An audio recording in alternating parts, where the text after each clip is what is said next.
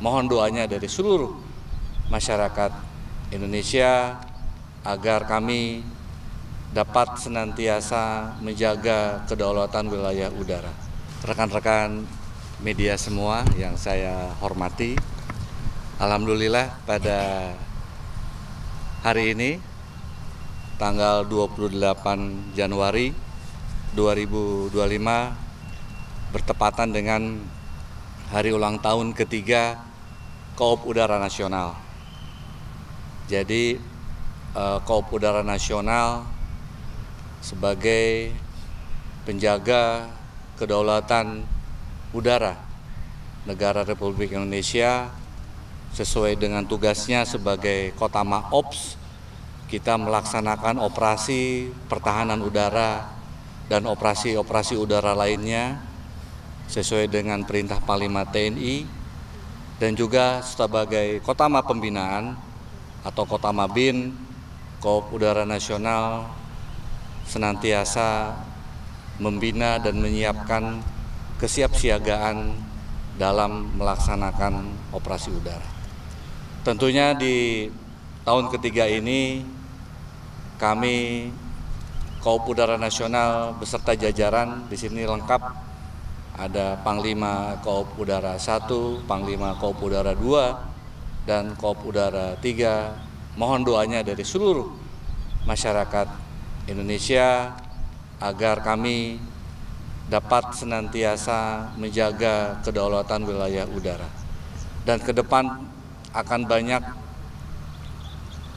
alutsista.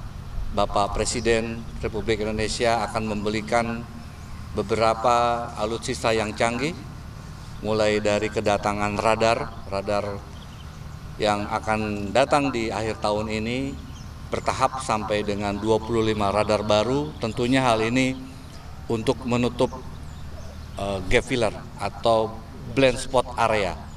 Kita ketahui masih banyak bolong-bolong di wilayah udara kita. Dengan datangnya 25 radar nanti ini akan menutup semua wilayah kita sehingga mata dan telinga kita akan siaga senantiasa.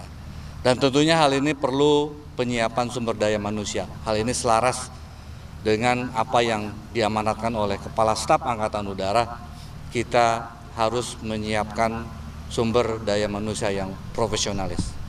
Kemudian juga di tahun depan insya Allah akan datang pesawat-pesawat baru seperti pesawat angkut besar A400, kemudian juga pesawat tempur Rafale akan datang. Juga kita akan menambah pertahanan udara, yaitu misil dengan jarak sedang.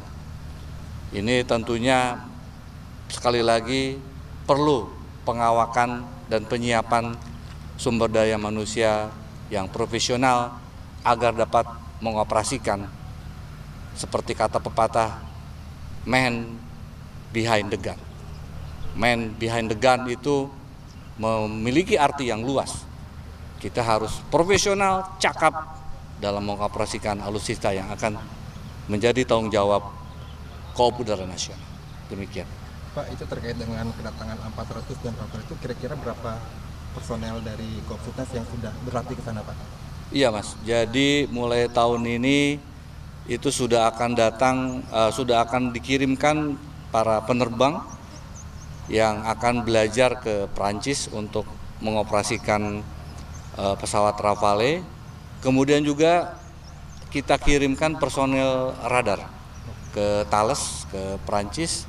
Ini secara bertahap, tentunya ada beberapa batch ataupun angkatan. Untuk yang pertama ini yang dikirimkan itu yang berkualifikasi instruktur atau calon komandan skadron, karena nantinya penempatannya akan di Lanut Pekanbaru atau Lanut Rusmin Nuryadin, dan secara bertahap kita akan menyiapkan Lanut Supadio di Pontianak. Harapannya ini secara bertahap personil akan kita kirim, dan juga jauh-jauh hari sebelumnya kita sudah bekali dengan bahasa. Kita sudah kursuskan, kita punya kursus intensif bahasa asing, dan juga ada beberapa lecture tentang teknologi maupun sistem pesawat dan radar yang baru. Demikian. Pak, tadi soal radar bisa dijelaskan Ya. nggak sih Pak itu dari mana dan apa aja keunggulannya? Jadi radar yang akan kita terima itu adalah radar GCI. Jadi dia ground control intercept, jadi radar militer yang bisa mengintercept manakala ada ancaman atau black flight yang masuk, itu akan mengarahkan fighter, katakanlah pesawat Sukhoi atau F-16 kepada sasaran untuk diidentifikasi. Apakah pesawat ini mengancam atau tidak. Nah, tentunya kemampuan radar ini beda dengan radar sipil. Karena kita mempunyai secondary dan primary. Primary itu tujuannya apabila pesawat asing atau black flight itu mematikan transponder, itu tetap akan kita bisa deteksi. Jadi itu keunggulannya radar militer. Dan ini tentunya perlu keahlian dari kontrol di bawah untuk mengarahkan. Makanya kita setiap tahun rutin berlatih di Iswayudi di Madiun. Di sana lengkap, ya, ada punya radar, ada GCI, ada HMI pod dan lain sebagainya. Ini adalah ajang latihan antara pesawat tempur, fighter dengan controller. Karena harus sinergi, harus chemistry antara yang mengarahkan dengan yang diarahkan. Itu buatan Perancis juga Pak? Prancis, buatan Prancis yang akan kita terima. Pak, di tahun ketiga koopsitasi ini kan ada beberapa tantangan Pak, termasuk penguatan ruang udara IKN dan penambahan ruang udara di Natuna yang FIR Jakarta. Iya. Itu apakah teknologi-teknologi itu untuk menanggulangi atau menghadapi tantangan tersebut Pak? Betul Mas. Jadi ada beberapa radar yang existing yang diganti karena usia. Jadi untuk supaya jarak jangkau deteksinya masih jauh, sekitar di 400 kilo ke atas, itu kita ganti dengan radar yang baru ini. Dan juga untuk pengamanan di Alki sekarang lebih tertib karena antara kita dengan Singapura itu ada program SIMEK. Ya. Jadi kita mengirimkan personil TNI Angkatan Udara, Dinas Perhubungan dan Airnav selama setahun di Singapura itu sebagai penghubung atau LO. Manakala ada misalnya pesawat yang kita identifikasi tidak berizin, kemudian kita minta Singapura untuk menindaklanjuti supaya tidak airborne dulu dan lain sebagainya. Ini sekarang jauh lebih menurun pelanggaran di wilayah Alki 1. Demikian. Ini Pak, terkait dengan radar tadi, apakah itu nanti 25 radar itu datangnya pada 2025 atau secara bertahap gitu? Bertahap Mas. Bertahap. Jadi akan datang 2 dulu. Kalau kita simak beberapa waktu yang lalu, Kepala Staf Angkatan Udara sudah melaksanakan groundbreaking di Takalar, di Makassar, itu adalah yang batch pertama, dan di Banjarmasin atau di Banjarbaru. Nah, berikutnya akan bertahap secara kontinu itu sampai sesuai dengan jumlah yang akan diterima oleh Angkatan Udara. Demikian, Mas. Pak, ini Pak di 2025 ini kan ada tantangan baru Pak ya, soal anggaran Pak ya. Dari Presiden kan sudah ada impresnya untuk penghematan. Nah, sementara Koopsitasi ini kan komando operasional. Kan saya merasa tidak mungkin Pak ya ada pengurangan patroli atau jam terbang. Kira-kira Koopsitasi ini gimana Pak soal apa yang kira-kira akan dihemat dari operasional dari Koopsitasi terkait dengan penghematan Pak?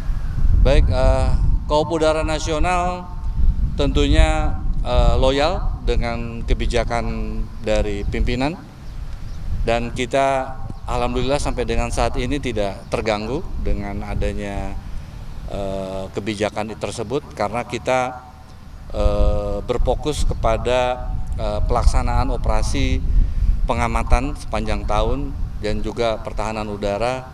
Dan juga alhamdulillah dengan adanya kegiatan 5 Oktober yang lalu, itu jumlah pesawat kita kesiapannya itu fantastis, bisa menaik sampai 115% dari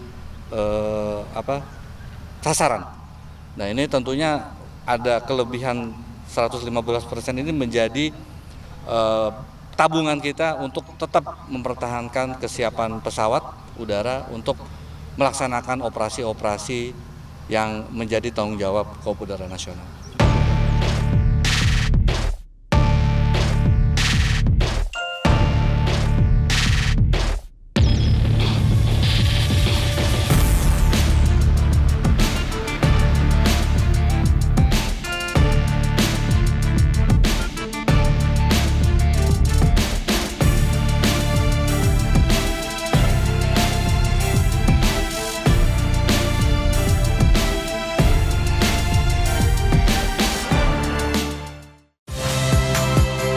Saya Nitya Anissa. Saksikan program-program Kompas TV melalui siaran digital, pay TV, dan media streaming lainnya. Kompas TV, independen, terpercaya.